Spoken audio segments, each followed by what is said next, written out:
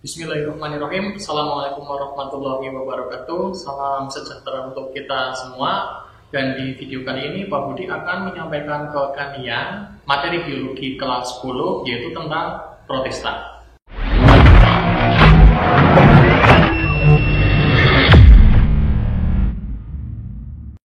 Oke, sebelumnya kita sudah mempelajari tentang materi bakteri, dan ini adalah materi kelanjutannya. Si protista ini ternyata satu tingkat lebih tinggi, atau bisa dikatakan struktur selnya itu sudah bisa diamati, dan juga ada sedikit pembeda yang membedakan antara bakteri dan protista di kingdom yang berbeda, yaitu pada inti selnya. Pada protista sudah terdapat membran inti sel, jadi bisa dikatakan protista ini adalah organisme eukariotik, berbeda dengan bakteri yang masih prokariotik. Tadi kita sudah mengetahui perbedaan antara bakteri dan juga protista, tapi pada dasarnya kedua kelompok organisme ini sama-sama makhluk mikroskopis, artinya harus dilihat dengan mikroskop untuk mengetahui struktur dan juga ciri-ciri yang dimiliki dari organisme bakteri maupun protista. Nah, untuk protista sendiri bisa kita ketahui ciri-cirinya. Yang pertama itu protista uniseluler atau multiseluler. Jadi ada yang satu sel dan ada juga yang bersel banyak. Kemudian yang tadi sudah Pak Budi sampaikan, yang kedua adalah selnya eukariotik, di mana sudah terdapat membran inti sel. Kemudian yang ketiga, ada yang memiliki dinding sel dan ada yang tidak. Dan yang keempat, secara umum untuk protista itu sudah ada yang heterotrof dan juga ada yang autotrof, artinya bisa mensintesis makanannya sendiri atau autotrof dan harus bergantung dengan organisme lain, yaitu yang disebut dengan heterotrof. Klasifikasi protista itu menjadikan protista dibagi menjadi 3. Yang pertama itu adalah protista mirip hewan atau biasa kita kenal dengan istilah protozoa. Yang kedua, protista mirip tumbuhan atau biasa dikenal dengan alga. Dan yang terakhir adalah protista mirip jamur. Kenapa dikatakan mirip hewan? Karena sebagian dari organisme protista mirip hewan itu memiliki alat gerak. Dan kenapa dikatakan mirip tumbuhan? Ternyata ada protista yang memiliki pigmen warna atau klorofil. Dan mengapa protista dikatakan mirip jamur? Karena organisme ini mampu menghasilkan spora dan struktur tubuhnya itu terdiri dari filamen hifa. Selanjutnya kita pelajari protista mirip hewan. Nah, protista mirip hewan ini memiliki ciri-ciri uniseluler, kemudian ukurannya bervariasi ya, antara 10 sampai 200 mikrometer, dan di sini tidak memiliki dinding sel. Terus yang ketiga, umumnya bersifat heterotrof dan hanya sebagian kecil yang bersifat autotrof. Dan yang keempat, hidupnya bebas atau sebagai parasit pada organisme lain. Yang kelima, reproduksinya secara aseksual dengan cara pembelahan biner. Dan juga ada berupa rekombinasi gen antara dua organisme protista mirip hewan. Dan yang terakhir, yang keenam, itu sebagian memiliki alat gerak. Berdasarkan alat geraknya, protista dibagi menjadi 4. Yang pertama itu adalah rhizopoda. Rhizopoda juga dikenal dengan pseudopodia, atau bisa dikenal juga dengan yang namanya sarcodina. Contoh dari rhizopoda ini ada amuba, kemudian ada foraminifera, dan juga ada actinopoda. Bisa kalian perhatikan gerakan mereka menggunakan kaki semu. Dan bentuk tubuhnya ini tidak tetap ya. Kemudian bagian luar tubuh dari si rhizopoda ini, baik amuba, actinopoda, dan juga foraminifera, membran sel yang berfungsi sebagai pelindung sel ini mengatur keluar masuknya zat langsung ya, dan sebagai reseptor terhadap rangsang. Kemudian di dalam membran sel itu terdapat sitoplasma yang terbagi menjadi 2 macam, yaitu ektoplasma bagian luar dan endoplasma bagian dalam. Ektoplasma lebih pekat daripada endoplasma. Dan di dalam sitoplasma terdapat juga organel-organel sel yang lain. Kalian bisa melihat di modul biologi terbitan dari Kemdikbud di halaman 10. Di situ sudah digambarkan bentuk struktur dari amuba, ya, perwakilan dari Rhizopoda ini. Di dalamnya terdapat organel sel seperti vakuola, lisosom, nukleus, kemudian ada vakuola makanan, mitokondria, vakuola air, ektoplasma, endoplasma, membran sel, dan juga pseudopodia yang menjadikan ini adalah organisme amuba. Cara hidup amuba adalah heterotrof, yaitu memangsa organisme lain yang di sekitarnya. Cukup unik dalam cara memangsanya. Jadi si amuba ini mengelilingi dulu organisme yang mau dimakan, kemudian dimasukkan ke dalam tubuhnya. Mirip dengan proses endositosis. Dan untuk habitat Rhizopoda ini hidupnya bebas, ya, dan sebagai parasit juga. Beberapa Rhizopoda menyebabkan penyakit pada organisme lain. Contoh lain dari Sarcodina atau si kaki semu ini adalah Actinopoda dan juga Foraminifera. Kalian bisa lihat di video, insert video yang Pak Budi tampilkan. Kedua organisme ini cukup unik kaki semunya. Jadi bentuknya tidak semu, ya, kayak amuba gitu merayap-rayap, tapi ini bentuknya runcing seperti halnya bulu babi. Bentuknya itu runcing, tapi itu adalah kaki semu yang strukturnya memang itu adalah kaki yang digunakan untuk menangkap mangsa sebagai makanannya. Selanjutnya, untuk kelompok organisme kedua yang termasuk ke dalam protista mirip hewan adalah flagellata. Dari kata flagel adalah bulu cambuk, dan pada umumnya terdapat satu bulu cambuk pada satu organisme tersebut. Contoh yang paling kita kenal pada flagellata di protista mirip hewan adalah Trypanosoma. Bisa kita lihat di modul di halaman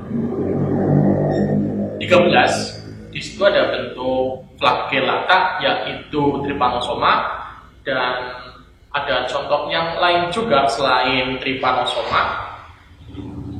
Itu sama, ya, sebenarnya sama, masih dalam satu genus, tapi untuk jenis spesiesnya berbeda, seperti Trypanosoma evansi, Trypanosoma cruzi, Trypanosoma gambiense, dan masih banyak lagi, ya, jenis-jenis Trypanosoma. Tapi pada dasarnya organisme tersebut bergerak dengan flagel, makanya disebut dengan flagellata.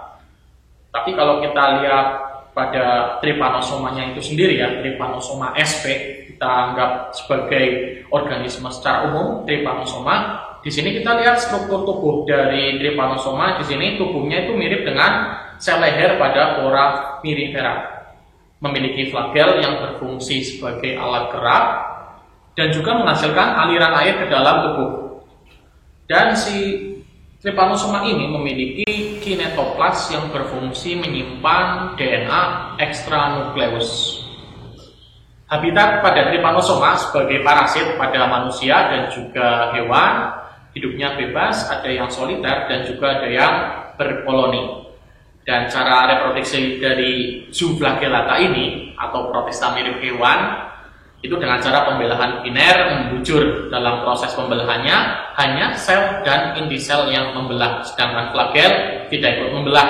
Flagel baru akan tumbuh pada sel anakan dari hasil pembelahan tersebut. Sementara itu reproduksi seksual Zooflagellata belum diketahui, ya. Jadi masih rata-rata untuk organisme uniseluler atau satu sel itu adalah pembelahan biner. Untuk konteks yang lain, kalau memang ada bentuk seksual, reproduksi seksual itu hanya sebagai rekombinasi gen saja. Kelompok yang ketiga pada protista mirip hewan adalah Ciliata. Ciliata ini adalah organisme yang memiliki bulu getar atau rambut-rambut yang mengelilingi organisme tersebut. Rambut getar, bulu getar. Kadang kita agak menyamakan gitu istilah rambut dan bulu, tapi sebenarnya di sini bentuknya itu seperti rambut. Maka dari itu kita samakan persepsi saja. Di sini adalah rambut getar. Contoh dari Ciliata itu adalah Paramecium. Bentuknya itu mirip sendal, dan pergerakannya gesit. Paramecium ini bisa kita temukan di rendaman air jerami atau di air kolam, itu juga ada, di selokan juga ada, tapi tentunya yang agak keruh ya, jangan yang bening. Kalau bening nanti susah dicari gitu. Di dalam paramecium juga sudah terdapat organel-organel sel yang bisa kita amati bersama. Ada makronukleus, ada vakuola kontraktil, ada vakuola makanan. Maaf, tadi ada makronukleus, kemudian vakuola kontraktil, vakuola makanan, mikronukleus, kemudian ada sitofaring, trichokis, dan di sini juga ada lubang anus ya. Bisa diketahui seperti itu untuk bagian-bagian dari paramecium. Selain paramecium, contoh lain dari ciliata itu ada vorticella dan juga stentor. Kalian bisa lihat di video untuk contoh dari ciliata selain paramecium dan juga selain paramecium. Dan di sini Pak Budi tunjukkan yang lain contoh selain paramecium, yaitu stentor dan juga vorticella. Dan yang terakhir pada kelompok protista mirip hewan adalah sporozoa. Sporozoa di sini Pak Budi contohkan Plasmodium ya. Karena unik ini untuk sporozoa, salah satu-satunya kelompok protista mirip hewan yang tidak memiliki alat gerak, namun bentuknya seperti spora dan memiliki ciri-ciri yang mencirikan kalau si sporozoa ini itu adalah mirip hewan. Dengan struktur tubuh sporozoa, bentuk tubuhnya itu bulat, panjang dan oval, tidak memiliki alat gerak ya, tetapi dapat berpindah dari jaringan satu ke jaringan yang lain dalam tubuh inang melalui aliran darah.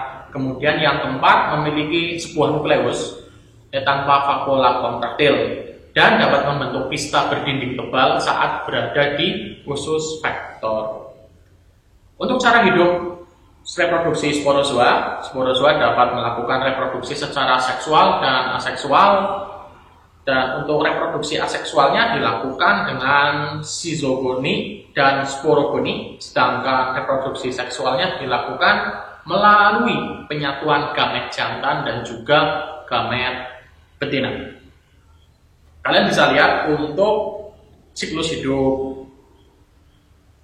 Plasmodium ya, contoh dari sporozoa tadi, itu melalui inang yang berbeda, vektor membawa yang berbeda, yang dari nyamuk Anopheles kemudian ke manusia.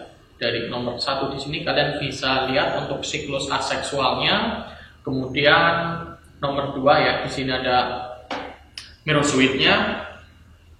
Terus nomor 3 trofozoid, keempat, dan di sini masih dalam siklus aseksual. Dan kelima di sini sudah membentuk gametosit. Keenam sudah menjadi makrogamet dan mikrogamet.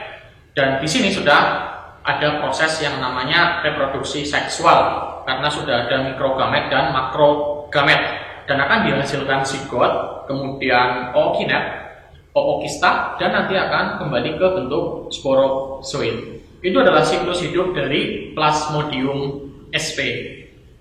Selanjutnya kita mempelajari protista mirip tumbuhan atau biasa dikenal dengan alga. Ciri-ciri umumnya, yang pertama itu ada yang bersifat uniseluler maupun multiseluler. Terus ukuran tubuhnya bervariasi. Ada yang hanya bisa dilihat dengan mikroskop dan juga ada yang bisa kita lihat langsung gitu loh, kita ngambil di pantai, oh ini adalah protista mirip tumbuhan. Kemudian yang ketiga, bentuk tetap karena memiliki dinding sel ya, sudah memiliki dinding sel protista mirip tumbuhan ini. Terus yang inti dari ciri-cirinya lagi itu memiliki pigmen fotosintetik selain klorofil, yaitu xanthofil warna kuning, kemudian vicocyanin warna biru, fucoxanthin warna coklat, phycoerythrin warna merah, dan karotenoid gitu. Oke, kita langsung saja, sebenarnya organisme apa saja sih yang termasuk ke dalam protista mirip tumbuhan? Yang pertama itu ada yang namanya Euglenophyta ya. Euglenopitta alga yang memiliki ciri-ciri uniseluler satu sel, kemudian di sini memiliki alat gerak alganya. Alat geraknya bentuknya itu kayak flagel. Ya, kayak flagel, bentuknya itu oval, ada yang bulat juga. Terus ada kloroplas, kalian bisa lihat warnanya hijau ya untuk Euglenopitta ini. Dan tadi sudah saya sebutkan memiliki flagel sebagai alat gerak. Kemudian memiliki gerakan fototaksis ya, yaitu bergerak berpindah tempat karena adanya rangsangan cahaya matahari. Memiliki bintik mata juga, dan ini membedakan antara gelap dan juga terang. Memiliki stigma atau bintik mata berwarna merah yang berfungsi membedakan antara gelap dan juga terang. Stigma ini mengandung pigmen merah yang disebut dengan astaxanthin. Euglena memiliki klorofil A, kemudian klorofil B, xanthofil, dan juga karoten.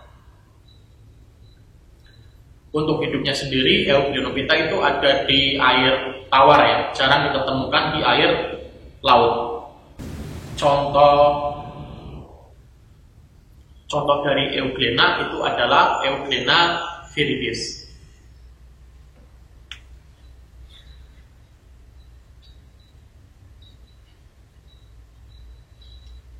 Kemudian yang kedua itu adalah Chlorophyta.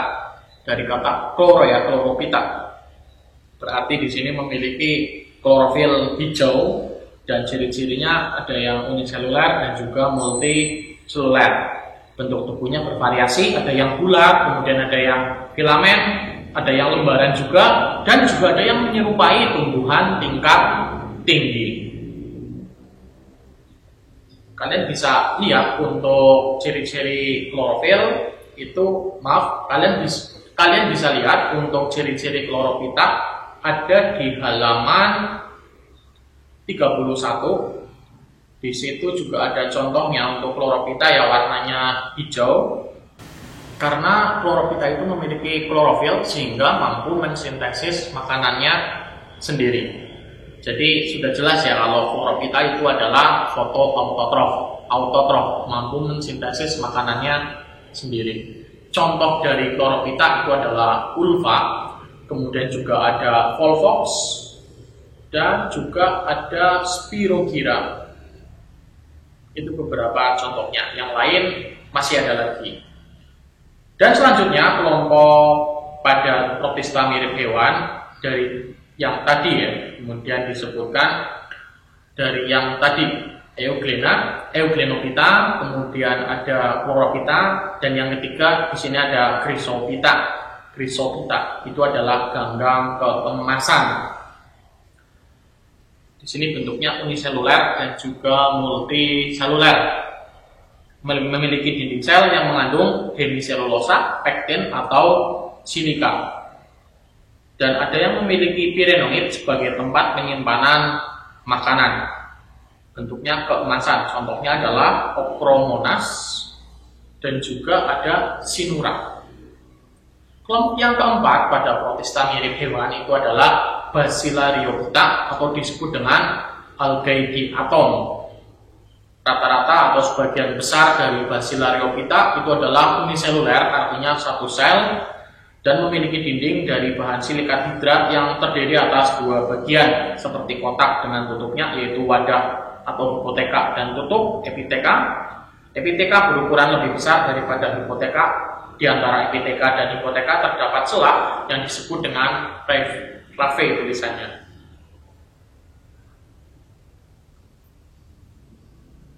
Contoh dari Basilaryophyta itu adalah Navicula, Pinularia, dan juga Melosira. Contoh dari Basilaryophyta itu ada Navicula, Pinularia, dan juga Melosira. Yang kelima itu adalah Pyrophyta. Pyrophyta juga dikenal dengan istilah alga api atau ganggang api karena Pyrophyta ini memiliki sifat yang cukup unik dibandingkan dengan alga yang lain, yaitu memiliki sifat menghasilkan cahaya di malam hari atau istilah lainnya bioluminesensi karena sel-selnya mengandung fosfor. mungkin mirip dengan kunang-kunang kali ya. Untuk struktur tubuh Piropita memiliki sepasang flagel yang terletak di ujung sel atau di bagian samping sel, sehingga sering disebut dengan dinoflagellata. Contoh dari Piropita ini adalah Noctiluca dan juga Karenia. Dan untuk Piropita ada membentuk, dan untuk Piropita itu kalau malam hari dalam jumlah yang sangat banyak itu akan membentuk seperti kayak tide gitu loh, warna kayak membentuk hamparan cahaya di tepi lautan, karena memang habitat dari Piropita itu ada yang di sekitar pantai. Yang unik dari Piropita itu adalah ketika malam hari Piropita ini akan menghasilkan warna yang tadi Pak Budi sebutkan, atau istilahnya bioluminesensi. Jadi kayak membentuk sea sparkle, artinya hamparan cahaya di situ yang sangat luas gitu, dan warnanya biasanya itu seragam. Kalau biru sendiri, kalau merah sendiri gitu. Selanjutnya yang keenam itu ada yang namanya Phaeophyta atau ganggang atau alga coklat Phaeophyta. Dan rata-rata untuk Phaeophyta itu multiseluler yang bisa kita amati langsung dan memiliki cadangan makanan berupa minyak laminarin yang disimpan di dalam pirenoid. Untuk cara reproduksi Phaeophyta itu bereproduksi secara aseksual dan juga seksual. Dan sebagian besar Phaeophyta hidup di air laut dan hanya sebagian kecil yang hidup di air tawar. Contoh dari Phaeophyta di sini adalah Fucus sargassum, Macrocystis, dan juga Padina sp. Bisa kita temukan di tepi pantai. Kalau kalian main ke pantai yang cukup bagus biota lautnya seperti di pantai Krakau, itu juga banyak biota laut, bisa kalian amati langsung bentuk-bentuk dari protista mirip tumbuhan. Yang pernah Pak Budi amati itu ada sargassum, kemudian juga yang pernah Pak Budi amati itu ada sargassum dan beberapa dari contoh alga hijau, Chlorophyta. Ulva juga ada di sana. Yang terakhir adalah Rhodophyta. Rhodophyta itu adalah alga merah karena mengandung pigmen warna merah. Alga merah ini memiliki pigmen dominan yang menutupi pigmen yang lain seperti klorofil A, klorofil D, karoten, dan phycobilin yang tersusun dari phycoerythrin dan phycocyanin. Multiseluler juga karena bisa kita lihat secara langsung. Rata-rata untuk Rhodophyta itu hidup di laut ya. Dan contoh dari Rhodophyta adalah Eucheuma, Gelidium, Chondrius, dan juga Porphyra. Dan untuk manfaat dari Rhodophyta sendiri itu kita kenal dengan agar-agar ya. Agar-agar itu bahan dasarnya adalah bahan dasar dari alga merah, khususnya pada Gelidium robustum. Agar-agar yang kita makan diambil dari sini, dari alga merah. Kalau kalian sering mendengar istilah rumput laut, ternyata rumput laut itu bukan hanya sebatas atau sekedar rumput, tapi ternyata itu adalah alga ya, protista mirip tumbuhan. Jadi itu tadi untuk deskripsi dari protista mirip tumbuhan. Selanjutnya kita ke yang ketiga, yaitu protista mirip jamur. Yang ketiga adalah protista mirip jamur. Kenapa dikatakan protista mirip jamur? Karena protista mirip jamur ini memiliki ciri-ciri bersifat eukariotik, tidak memiliki klorofil, kemudian dapat menghasilkan spora, dan bersifat heterotrof. Dan ada satu lagi ciri-ciri yang mencirikan kenapa organisme ini dikatakan protista mirip jamur, yaitu memiliki filamen-filamen hifa, dan hifa itu adalah ciri-ciri utama dari jamur. Kelompok pada protista mirip jamur yang pertama adalah Myxomycota atau jamur lendir plasmodial. Kalian bisa lihat di halaman 22-23 untuk melihat bentuk tubuh dari Myxomycota ini. Jamur lendir, kalau ngomongin lendir berarti memang bentuknya itu kayak lendir ya. Sifatnya heterotrof, fagosit. Heterotrof berarti harus memangsa inang yang lain. Dan kemudian siklus dan kemudian memiliki fase makanan yang berbentuk massa ameboid seperti amuba yang disebut dengan Plasmodium. Kemudian yang kedua itu ada Oomycota yang berarti jamur air dan disebut juga dengan jamur karat putih atau jamur berbulu halus. Struktur tubuh Oomycota merupakan organisme uniseluler dan juga multiseluler ya, dengan dinding dari bahan selulosa. Oomycota yang multiseluler memiliki hifa yang halus, tidak bersekat dan berinti banyak atau senositik. Terus untuk cara hidup dari Oomycota merupakan organisme heterotrof yang menguraikan organisme mati atau sebagai parasit pada organisme yang lain. Cara reproduksi Oomycota itu secara aseksual dan juga seksual. Reproduksi aseksual dilakukan dengan cara membentuk zoospora berflagel 2. Reproduksi ini dilakukan jika kondisi lingkungan menguntungkan dan tersedia banyak makanan. Sementara itu, reproduksi secara seksual dilakukan dengan fertilisasi antara sel telur dan inti sperma yang menghasilkan zigot resisten atau oospora. Reproduksi ini dilakukan jika lingkungan dalam kondisi buruk. Dan ini adalah contoh dari Oomycota ya. Saprolegnia. Contoh-contoh Oomycota di sini agak susah disampaikan ya, disebutkan agak susah. Contoh-contoh Mycota di sini agak susah untuk disebutkan. Yang pertama ada Saprolegnia sp, yang kedua ada Phytophthora sp, dan yang ketiga ada Phytophthora infestan. Dan masing-masing memiliki ciri yang spesifik. Dan yang ketiga itu ada yang namanya Acrasiomycota.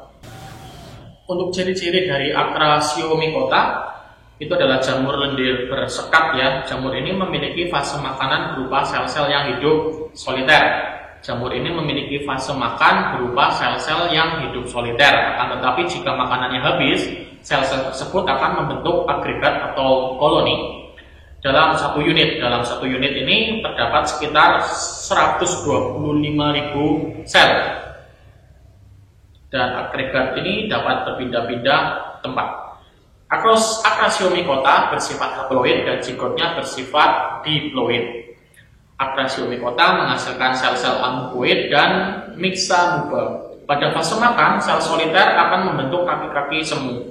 Kaki semu atau disebut dengan pseudopodia untuk bergerak dan memakan bakteri. Habitat Acrasiomycota hidup di tempat-tempat yang mengandung kotoran dan vegetasi yang sudah membusuk. Kemudian Acrasiomycota bereproduksi secara aseksual dan seksual. Reproduksi aseksual dilakukan dengan cara membentuk tubuh baru, tubuh buah, fruiting body, dan yang berisi spora dan memiliki batang penyokong. Sementara itu, reproduksi seksual dilakukan dengan cara singami sel ameboid. Jadi tadi yang Pak Budi sampaikan itu adalah materi tentang protista. Kalian bisa memahami di buku paket kalian, baik dari Erlangga ataupun rekomendasi dari Pak Budi ataupun PowerPoint yang sudah disampaikan. Untuk kesimpulan dari materi pembelajaran kali ini, kalian memahami ya, cukup memahami, menganalisis dan juga mengamati apa sih protista itu. Ternyata protista itu organisme yang tingkatannya lebih tinggi lagi daripada bakteri. Karena di sini protista itu inti selnya sudah memiliki membran atau sudah memiliki membran inti sel, makanya disebut dengan organisme eukariotik. Dan untuk protista ternyata sudah bisa menjurus ke berbagai organisme ke tingkatan yang lebih tinggi. Tadi misal ada protista mirip hewan, ada protista mirip tumbuhan, dan juga ada protista mirip jamur. Jadi sekian untuk video kali ini, untuk video pemaparan materi dari protista. Silakan kalian pahami dari beberapa literasi yang bisa dipertanggungjawabkan ya, yang valid itu, yang terpercaya. Dan kalau memang ada yang mau ditanyakan terkait protista, silakan ditanyakan di kolom komentar. Oke, terima kasih dan cukup sekian dari Pak Budi. Tentunya tunggu video selanjutnya.